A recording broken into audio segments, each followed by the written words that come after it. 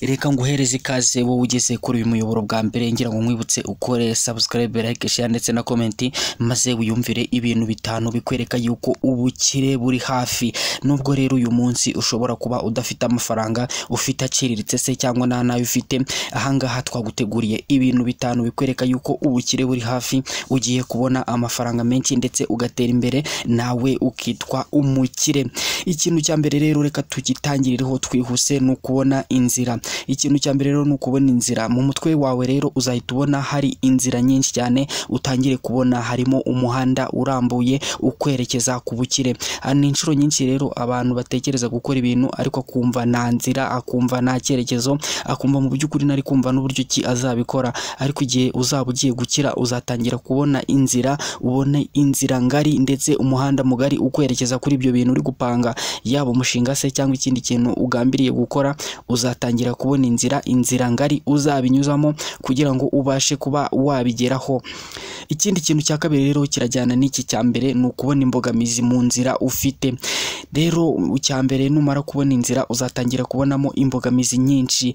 Izo mbogamizi nyinshi rero ikintu uzaba usabwa ni ugutekereza uburyo ki wazikemura, maze ukabasha kugera kuri ubwo bukungu ndetse wifuza, ukabasha kugera ku bintu bihambaye. Rero muri ubu buzima ntabwo ushobora kubona ibintu bitakugoye. Rero nubona ibintu bitarimo imbogamizi ukabona nta kibazo, inzira iraharuye, mu by'ukuri ubwo ngubwo ntabwo ari ubukire, ahubwo ni igishushanyo cyabwo. Inzira rero y'ubukire nyabwo uzatangira kubona harimo imbogamizi, harimo ingorane, amagorwa, ndetse bizajya bigusaba kurara utaryamye, ubone nyine biragoye cyane. Mu by'ukuri ni ibintu bitoroshye, ni ibintu bihambaye. Ikintu rero uzaba usabwa ni ukugerageza ugatekereza uburyo ki wakemura izo mbogamizi, ukabasha guharurira iyo nzira neza. Akenshi rero bakunze kuvuga ngo niba ubona ibintu byoroshye, ukabona byoroshye cyane ku buryo buri muntu wese yabikora, wumve yuko aho ngaho nta mahirwe ahambaye arimo, nta kintu bizakumarira niba buri wese yabikora. Ariko nubona inzira ukabona irimo imbogamizi, ukabona mu by'ukuri ufite ubushobozi bwo kuba wakuramo izo mbogamizi ubundi ugakomeza, aho ngaho rero ni ikimenyetso kizakwereka yuko uzaba ugiye gukira mu gihe gitoya, mu gihe kidatinze. Ku mwanya wa gatatu rero turaza kuhasanga ikindi kintu gikomeye nacyo gifitanye isano n'ibyo bibiri tumaze kuvuga. Numara kubona izo mbogamizi rero, icya gatatu uzasanga nuko abantu bazagusiga ukisanga uri muri iyo nzira uri wenyine. Mu by'ukuri rero ko uzaba umeze nk'uwabonekewe, wabonye inzira ndetse wabonye n'imbogamizi, abantu rero bazatangira kugusiga. Rimwe na rimwe bamwe bavuga ati uyu muntu yasaze, ntabwo azi ibyo arimo. Nicyo kintu rero kizakwereka yuko abantu bazatangira kugusiga muri iyo nzira. Nubona abantu rero batangiye kugusiga kandi mu by'ukuri wowe ukaba warabonye inzira unyuremo, ntuzitengwa abantu bagusize cyangwa se bakurambiwe, ahubwo uziyemeze utangire iyo nzira uyinyuremo, izo mbogamizi ugerageze uzikure mu nzira. Ndakwijeje mu by'ukuri uzajya kugera gutya, ubone ugeze ku bukire, ubone ugeze ku bihambaye. N'abantu benshi cyane batangiye ibintu abantu babaseka bakavuga ati uriya muntu ntaho azagera, nta kintu azageraho, biriya nta kintu bizamumarira. Harimo imbogamizi nyinshi cyane mu nzira, ariko nawe akagerageza izo mbogamizi akazikuramo ndetse agaharura iyo nzira, bikaza kurangira ageze ku bintu bikomeye kandi bihambaye. Nawe rero nubona uri kubona imbogamizi nyinshi cyane mu nzira yawe, ntuzacike intege, uzakomeze ugende, uzakomeze uhatirize kandi ukora igishoboka cyose kugira ngo ubashe kubigeraho. Ikindi kintu rero cya kane kandi nacyo gikomeye ni ukumva ko ugomba gutsinda.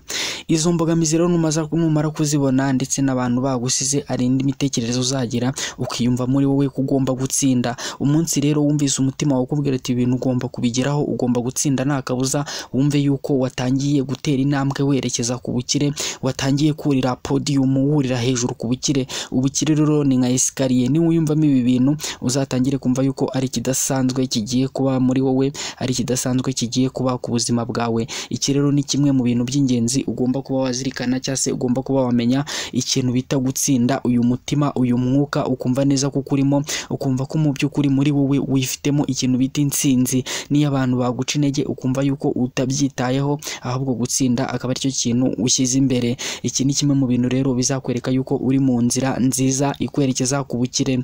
Ikindi kintu rero tugiye gusorezaho aricyo cya gatanu, ugomba kuba wamenya kandi ukaba wagisobanukirwa, ni ukumva neza yuko wavuye mu kigare ahubwo ugatangira inzira yo gukora ndetse no gusenga.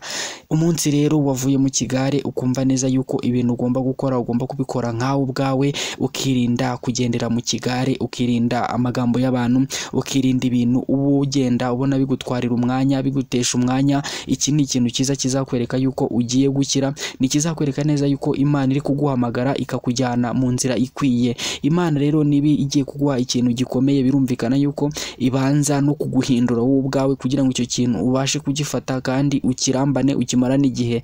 Ntabwo rero Imana izakwemerera yuko ufata icyo kintu ukiri mu kigare, kuko kukitaho byagorana cyane. Niba ubona ibihumbi 50 ukumva neza yuko wenda ari amafaranga atari menshi cyane, ukarara mu kabari ndetse ukanywa ugasinda, rimwe na rimwe ugakora n'ibidakwiye, icyo rero ni ikintu cyakwereka yuko Imana ntago yaguha miliyoni ugifite iyo myumvire. Ahubwo ikintu cya mbere Imana izagukorera nuko izabanza ikagukura mu kigare, ikabanza ikagukura mu kavuyo, ikabanza igategura ahantu ibintu igiye kuguha bizanyura. Umunsi rero uzumva yuko waretse ikigare, waretse agakungu n'abandi, ahubwo ugatangira gukora ndetse no gusenga, ni ikimenyetso kizakwereka yuko ugiye gukira bidatinze.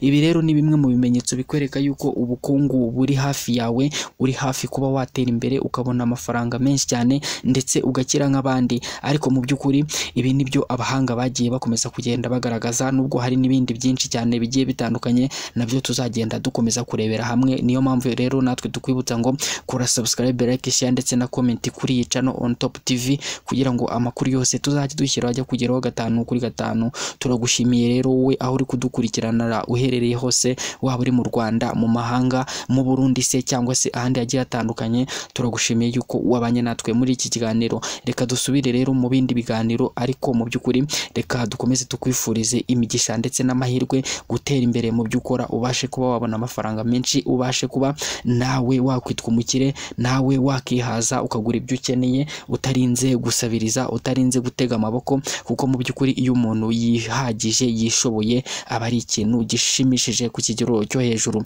Reka rero nanjye nkubwire ngo bye bye, reka dusubire mu biganiro by'ubutaha. Ciao ciao.